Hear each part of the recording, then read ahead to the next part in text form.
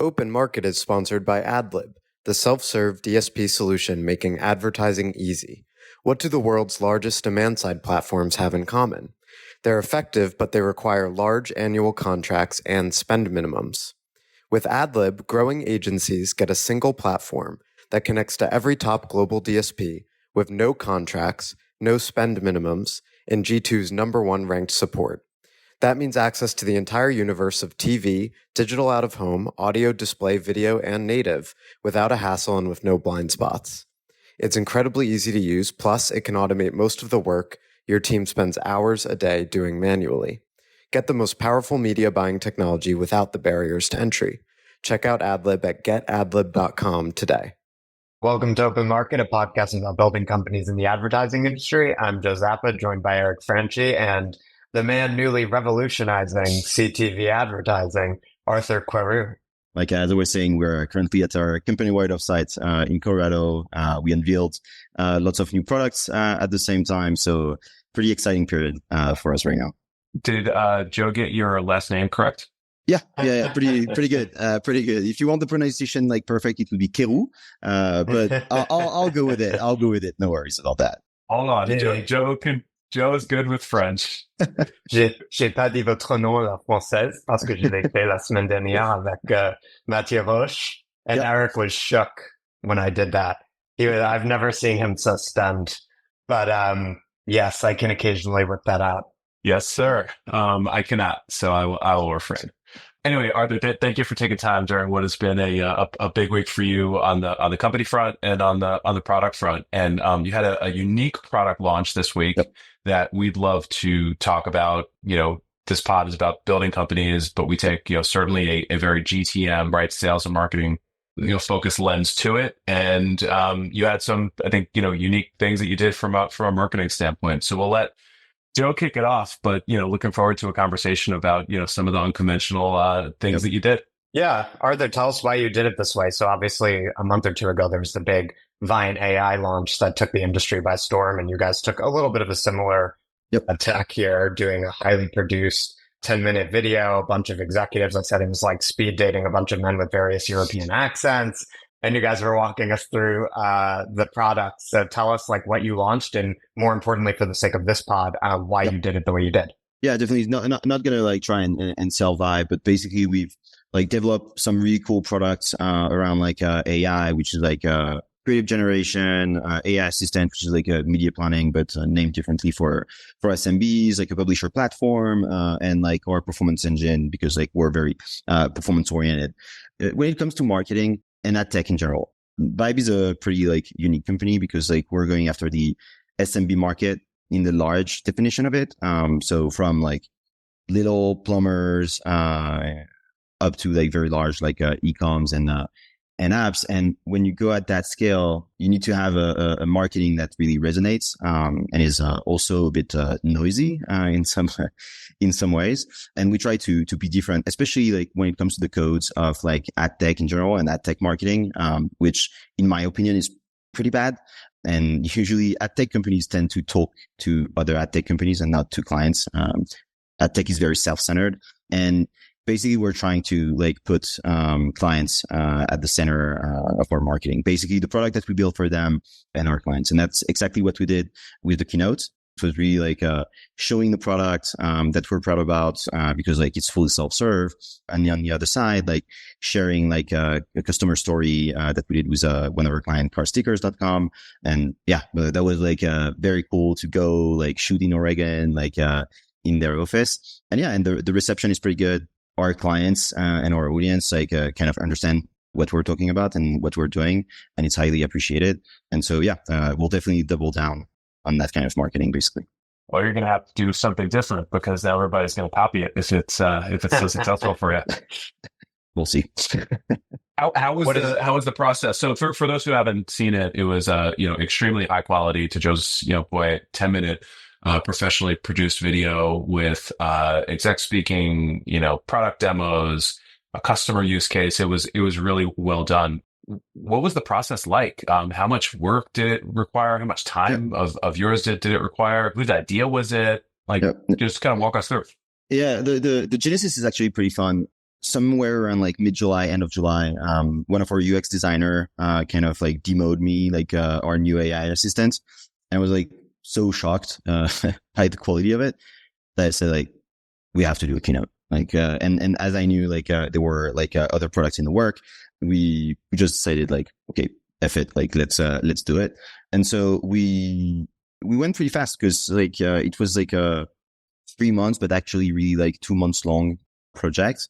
So we really wanted, of course, like, it was very like, highly inspired, by, Apple keynotes. Of course, we're not like hiding at that at all. And so we wanted like someone, who had the codes, around that. So we kind of, searched, for a director who would be able to produce that. So we worked with a company called Parole, .fyi. They do like plenty of stuff. We had a like massive, fit on like the creative process. And JB, the guy who, the director and the owner of Parole, like actually like did some like commercials for Apple and everything. So he had like those kind of codes. And then yeah, it was like writing very fast. Like there are like lots of things that like aren't perfect, like that will do also much better in the future. But we're very happy about that. So yeah, the process was really like writing the script very fast, identifying the client that we would highlight, and then organizing the shooting, working on all the editing, on the motions, total grading it, and let's go. So that was like a very intense, like basically months and a half once the project like really kicked off. And then like it was just like some like fine tunings here and there. But yeah, that was a pretty intense project, but very pleasurable to work on though. What did you do besides creating the video to amplify the launch? Like I know, for example, you guys reached out to some people in the community and shared the video ahead of time, which, because obviously we were included in that, but tell us more about that. Yeah, definitely. I mean, this is our first kind of, it's the first time that we do this exercise. So we really focused on like first the quality of the production. And then, it was a lot about like, talking to journalists, kind of like getting them excited about that. And I think it resonated pretty well because it's different. I think it's refreshing in a world of like standard marketing, I would say. It's refreshing for them. Of course, like we're also like in a very like trendy, on a very like trendy topic, which is like CTV, SMB, like all those kind of things. So that resonated pretty well. We also sent it like to like adtech influencers and that kind of thing. And then we did a lot of sponsored like announcements like through like a mailing list, like dedicated mailing lists, which like allowed us to get a lot of like registries for the keynote. But overall, like very, very happy about how it turned out. How are you judging the success of the launch? Short term, obviously. Long term, it's about revenue and number of customers. But something like this, outside of vibes, no pun, right? Like having a largely positive reception. Are there metrics you're looking at? Because you've got a video, you can see downloads and shares and everything like that. Just curious, and is it meeting or exceeding your expectations? Yeah, I would say it's meeting it as of right now. Like there are like plenty of things that we know that we can do better. At the end of the day, that kind of marketing is not just about like pure ROI. Basically, it's a lot about like, as you said, like the vibes of the company and being different and like getting the attention. At some point as well, like people tend to want to work with like the coolest company out there, and this is actually like something that happened. We had a client like who was like benchmarking and like getting like started with Vibe, an agency, and like they saw the keynote, called their account executives and like told them like, love the keynote, you guys care a lot about what we were doing, and so I'm moving like all my budgets, basically CTV budgets, to that. So yeah, that's ROI, direct ROI in some ways, but I mean it's the kind of enthusiasm that you get like from like the industry, from our clients as well. Like we've received like so many like messages like on Reddit, like X, like LinkedIn, of people like being like very impressed and surprised by this way of communicating. I mean, it's 100% a success for us, and that's like more than good enough for us as a result. And of course, we'll be like milking it in the upcoming weeks, like in product marketing and those kind of things, because it's not just one video. It's actually like it's a raw material that you can use then for like plenty of stuff. Yeah, there's probably all the B-roll as well as the bloopers. I don't know if that word translates, but having done a couple of these before, you get a lot of material that could be quite humorous. Yeah, I don't know. I've been sort of workshopping the idea of like, it's kind of like a pyramid, right? Where the base, the foundation of the marketing pyramid is attention.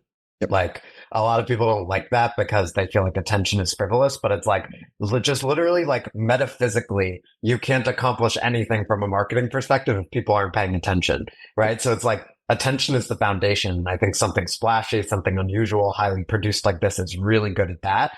And then that attention allows you to build your reputation and relationships is one way I put it. So reputation is broader. And then like with that particular client, you see the relationship bit. And then on a more granular level, it's like awareness, definitely differentiation, which we can get to. And then urgency, like why is this an opportunity you need to be capitalizing on now? I think the customer stories really bring the urgency bit to life because you guys are at pains to emphasize that, you can get started and you can have an ad in like 5 minutes. But how do you think about that?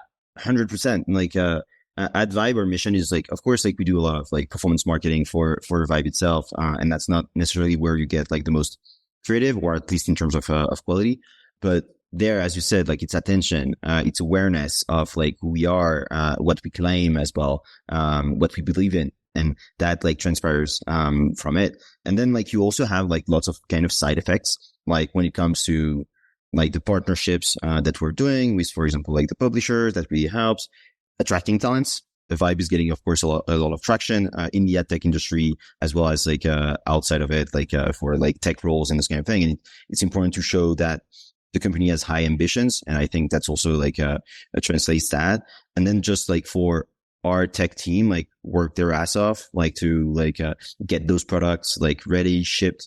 And yeah, seeing that their work is being valued, this way is like super exciting. And that's why like when we released it, and we released it in live, like, with all of our employees, like, in person, everybody was like super excited about that. And like, and the fact that we were like actually acting, at the level of our ambitions. I love that you mentioned the Reddit piece before because I think someone else in the industry actually brought it to my attention because they know I'm always advocating that the CEO is the chief evangelist of the company, right? Like there are rare exceptions, but basically like whether the CEO wants to or not, they'll be taken as the primary spokesperson for the company. So you should step into that role and leverage the attention instead of just sort of sitting it out. And I think you do that pretty well. And part of that is being active on social channels where people are discussing you, especially if it's your customers discussing you and not just peers in the industry. So I think someone had like posted a screenshot on Twitter of like a Reddit thread where like it was like a customer or someone like using the platform had posted about it, right? And you were like, "Hey, Arthur here. I'm the CEO of Vibe. Here's how it works. Tell us about that." And you're used to I think the message was something about like, is Vibe legit? And like, is it like, do they have like their own DSP or not? And I was explaining like basically that I was pretty upfront on the fact that, we were using beeswax, but like in a very specific way. And I was like actually like, explaining it like very transparently. And yeah, I think like, people like transparency and not having like a corporate, like, speech all the time and like, it just like serving a pitch. No, I was not even like selling Vibe or anything like that. Like someone is asking, like, is it legit? Do they have, their own DSP? Oh, it's legit. Like I exist, like, and the company exists. And yeah. And then like, on the DSP front and like all the technology that we build, like, I was very happy to just, to communicate about that. And then like people use it or people don't use it. Like, it's their choice. That's the kind of really cool thing when you work on the SMB market is that like we don't rely on like X or like adtech influencers, like adtech intelligentsia opinion or anything like that. We don't have like to being like conformists, when it comes to what we say and what we do. So yeah, we just, say things how they are. And then like people decide to work with us or not. But at the end of the day, it's a numbers game. So we're not like relying on like, one client or anything like that. We should dig into how Vibe is different from a customer segment now, because you are unique, right? So like, most of ad tech either is an enterprise sell, kind of selling to big businesses, or it's like an industry sell. It's ad tech selling ad tech from an infrastructure perspective. But the largest companies in ad tech, namely Alphabet and Meta, their customer base is representative of not just the enterprise, and they have, the largest customer segment are SMBs, and there hasn't been, I think, like a B2B breakout in adtech that has been able to like meaningfully capture the SMB market. So I think it's awesome that you're going after it. For sure. How do you think about that from a customer acquisition standpoint? Like I remember your video was well done because I remember a number. I remember 33 million on one of the first frames, which I believe you said was like the, sort of like the global SMB market, which my jaw dropped because it's like, I mean, how do you go after that? Not with sales, basically, because like you can't have like 10,000 sales, or at least like we don't want to do that. You're not knocking on the doors of dry cleaners? No. Not. Get out there and canvas, Arthur. It's election season. But yeah, no, it's not our DNA. I think like Vibe is pretty unique because like we have that like product-led growth DNA, and that's what like excites us. We've done our time in like the agency, like enterprise side of that business, and really like no regret of like having left it, because like it was like, I mean, very hard to work with, and especially in terms of like value creation, we don't think a lot of good of that part of the industry.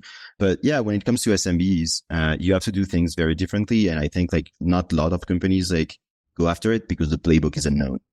When you go after like agencies, when you go after like enterprise sales, I mean, it's pretty easy. Like, you get some sales, you get like some a strong pitch, like a good tech, and there you go. Like, you can go after it. When it comes to SMB, like nobody kind of has cracked it, really, and so you have to think differently. Our way of going after that market is like doing growth initiatives that can have like massive scale. So of course we do a lot of like paid acquisition, and we even use Vibe for Vibe actually, and that works pretty well. But that's like just one part of everything that we do. We'll do a lot of like outbound, like cold emailing at scales that like people like have a hard time like imagining how big it is. We'll do like and we test pretty much everything. Like we'll be testing billboards, direct mail, like pretty much anything that you can think of, and then that can bring scale. But that's kind of the very important thing. Like it has to bring scale. We're really focused on like building an asset when it comes to growth, and anything that's limited in terms of impact, we're not doing on that front. And then one question: we have a lot of marketing people that listen to this. So is there anything that you found that works that was surprising, or something that didn't work that you thought would, have a bigger impact? The billboards, definitely, we thought it would have a bigger impact. I don't think we've done it well in the past because we're buying like, remnant inventory and this kind of thing. And I mean, we saw very, very, very limited returns on that front. But a lot of it comes down also to actually like allocating the right budgets. Now my conviction around like billboards, because we tested it with like a very limited budget, most likely you'll have to put like several hundred of Ks on the table to get like a good understanding of it, which we now can do. And then the thing that works like really well, but that's actually it's really engineered and engineering driven in some ways. It's cold emailing. Cold emailing just works. And at every basically size of companies, like from local, like very small local businesses up to like very large enterprise clients as well. It's very hard to operate. You need to have massive scale to actually like make it like interesting, but it works. So I would definitely not like bury cold emails. It really works, and it's a lot of like copywriting as well. Basically anything that like cold emailing and marketing guru say on LinkedIn, don't do that. Doesn't work. You have to kind of think out of the box when it comes to that. But when it works really well. So I think you're touching on something that's so important for people to understand about marketing, which is the way you approach it depends so much on the type of customer you're going after and how many of them you're going after. Like if you're going after SMBs, which most ad tech companies are not, it's going to be PLG or like performance marketing, right? Hence, like you're using, Vibe for yourself, using performance marketing tactics, cold email, etc. if you have an enterprise sales focused organization, then it's all about like PR, building credibility, like operating within like a relatively insular ecosystem and like getting people to trust you, making relationships, all that stuff. In your case, it's interesting because even though your primary market is SMBs, you do still, because my understanding is because of the publisher side of the ecosystem and also because of, investors and talent and all that sort of stuff, you do have to play both games a little bit. Yeah, we do. And I mean, like, we're also going after, like, I would say enterprise clients, especially like, in e-commerce and those kind of areas. So like, we also have like, enterprise sales. Like, it's not just like one thing that we do. And really, like, you have to, like, it's kind of the hockey stick. Like, you have a very long tail clients. Those ones have to be addressed by purely a product like driven approach, with zero to very limited support. So your product has to be like exceptionally good at like guiding them and everything. And then you have like the very large clients, I mean, who have to be sold to. Like, I mean, those, the CMOs, and the head of acquisitions, of those kind of companies, they won't just like create, an account by themselves. They need to be sold to. And so, and you need that, and you need, but your platform still needs to like, be relevant, for them. And then it's a reportation. If you manage to do that, you have a very healthy reportation on your revenue. And I think that's where we've been like really succeeding. It's like, being able to go like after like the very large enterprise clients, whereas like also going after like the long tail. It's definitely harder. It takes more time because like you have to put a lot of efforts on the product. But on the long term, we believe that this is why basically the Vibe will be able to own that market. Arthur, is Vibe a DSP? Vibe is composed of like a DSP, but we present ourselves as an ad platform. First, like, can feel like a very slight difference, but it's actually pretty big. The product guideline and motto that we have, like from since day one, is that my mom should be able to use Vibe. And by the way, disclaimer, she's not a media trader, and that's very important. And I think that's what an ad platform is. Like, an ad platform is pretty much an advertising platform that anyone can use. Whereas like a DSP requires like lots of expertise around like programmatic and all those kind of things. DSPs, I think are great for very large agencies, like Fortune 500 brands. And even like the very large ones, like they don't want to use DSPs, like that come with like commitment and everything. But DSP, at the end of the day, a DSP is also a tech. And so, yeah, sure. I mean, we're in the programmatic ecosystem. So of course, like in some ways it's a DSP. It's just that it's bundled with our own like audience segments, like a very cool like UX UI. Like it's pretty much like all bundled. It's an all-in-one platform to advertise in CTV. Yeah, that makes sense. And here's a free idea for your next video. It's so easy that your mom can do it, and you should get your mom, and she should build a campaign and run it and have great ROI. Yeah. Wow. That's a freebie for you. Do you work in marketing? Arthur, so it's interesting. Like, I think you guys are going all in on accessibility, right? And like, you see that in everything you do, right? The way you speak about the company, the marketing, the product, calling it an ad platform, not a DSP, your mom could use it, et cetera, that all coheres. I imagine that plays into your differentiation in the space. And I'm curious, for you to talk about the sort of both sides of that, right? Like there's an advantage to being like more accessible, but then also a DSP, I would imagine, might do things that, an ad platform, as you describe it, doesn't, right? Or might have a sort of complexity or feature set that one might not have and the other might. So just curious for your perspective on that. No, absolutely. Like, I mean, you can do plenty of things that, with a DSP. I think most of those things are like absolutely useless, especially on CTV, but I mean, lots of third parties are creating problems that don't really exist and sell solutions on top of that, and especially like for SMBs, but like brand safety, like all those kind of thing. Like who cares? Especially, I'm not saying that on display. On display, it's a very big issue, and that makes a lot of sense. But I mean, on CTV, when you like run like solely on premium content, like who needs that?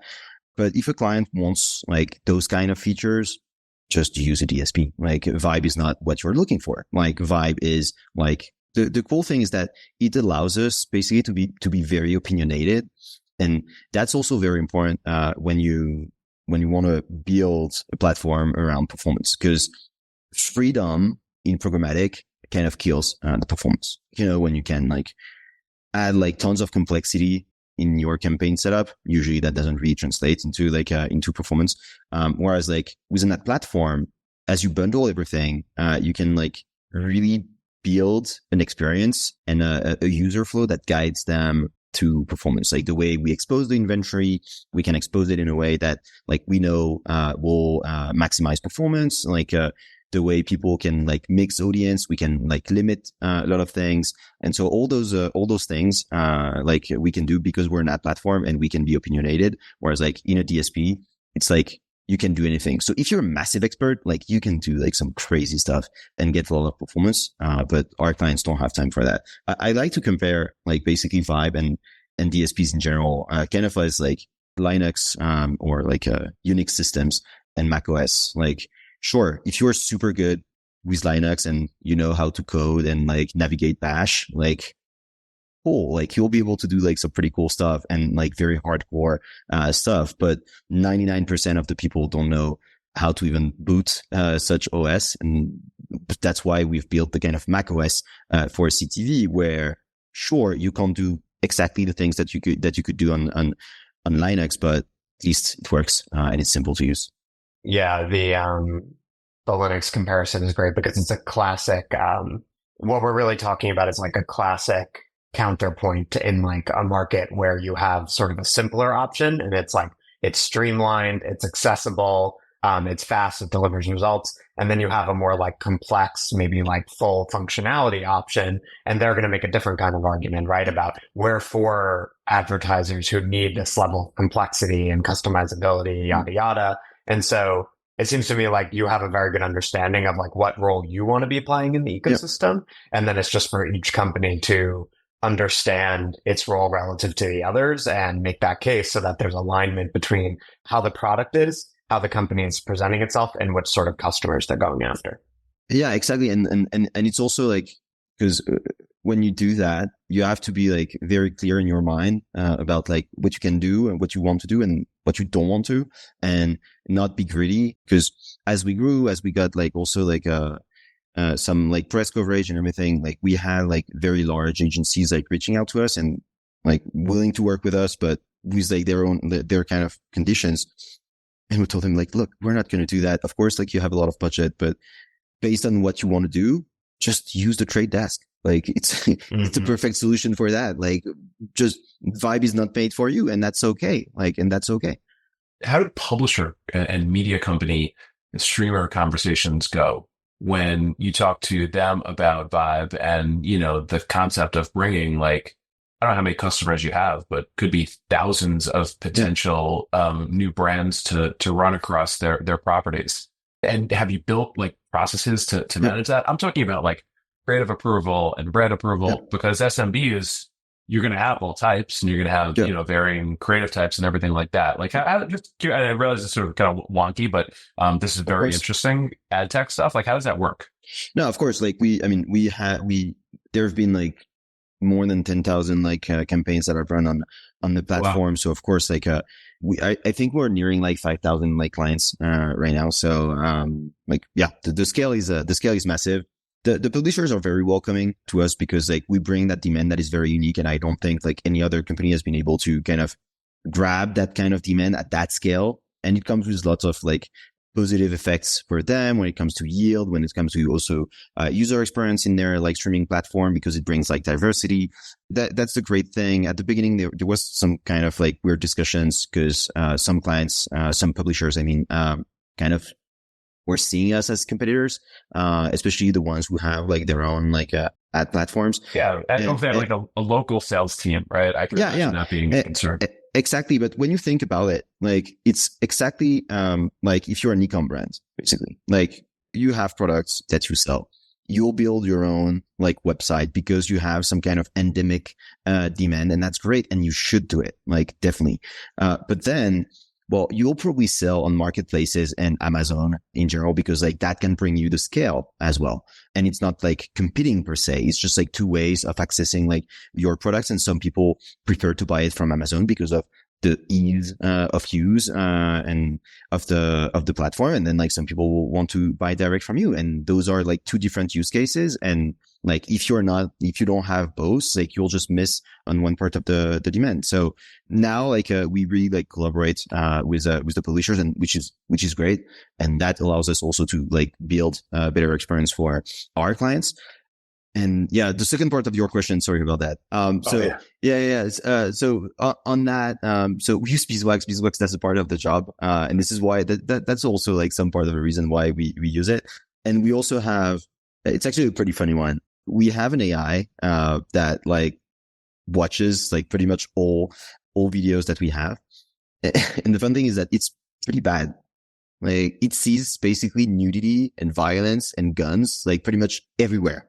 Like as soon as like there's a bit of skin exposed, like it will say, "Oh my God, that's nudity," and so it blocks creatives like a lot. But we just like validate manually then, and the volume is like nothing that's unmanageable basically, and anything that's not validated will not go live. So, but we really don't have like many issues. I'm to be honest, like very surprised that we haven't had like more abuse of the platform. Like we've maybe blocked like 10 campaigns, like over the whole lifetime of the company. So that's really not a lot. Like, so there was a customer that actually tried to abuse the system, like run something that's inappropriate on television. Yeah. Like without naming names, can you give us an example? Of course, we've had so we've had drugs. We've had, and I couldn't even tell you like what's the name of it. Like it was just like purely like to buy drugs from a phone number. Basically, we had like a hate speech, like Proud Boys, like group, which like Nazi flags and all those kind of things. So the AI like flagged it like immediately.